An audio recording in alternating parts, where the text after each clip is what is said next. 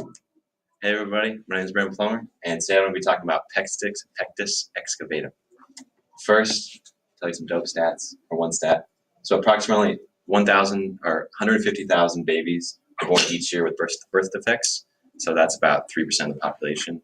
I'm one of those people. I don't know if anybody else is, but and today I'm going to be talking about three things. So the 3 points I'm going to cover today: the history of Pectus Excavatum, the symptoms of it that are found, and then the treatment that is often used. So what the thing is, Pectus excavatum is also known as like a sunken chest or a collapsed sternum. So basically your breastbone that's in between like your pecs, in Pectus excavatum, it's sunken in. So there's some pictures for you. Yeah. So it depends on how severe it is, the treatment that you can use, but the history. So it's assumed that it's been prevalent throughout human history, but the first recorded case was in the late 1500s by Johann Schneck, and it just talked about kind of the basic symptoms of shortness of breath and wheezing and coughing and stuff like that. And then it was also noted in 1872.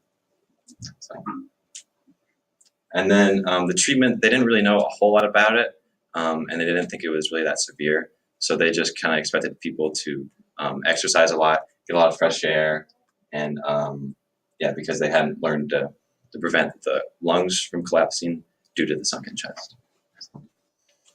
Some of the basic symptoms: decreased exercise tolerance, so you can't run as far, can't lift as much weight, stuff like that. When you do those exercises, your heartbeat beats faster than a normal person, or you can have heart palpitations. And then also you can have recurring respiratory infections, which is not good. And then wheezing, coughing, a lot of chest pain, heart murmuring, which is kind of like heart palpitations but not as severe. And then just increased fatigue in general. So the most common symptoms on the severe side is heart and lung problems. So you can have respiratory infections, like I said, or the heart murmuring and stuff like that.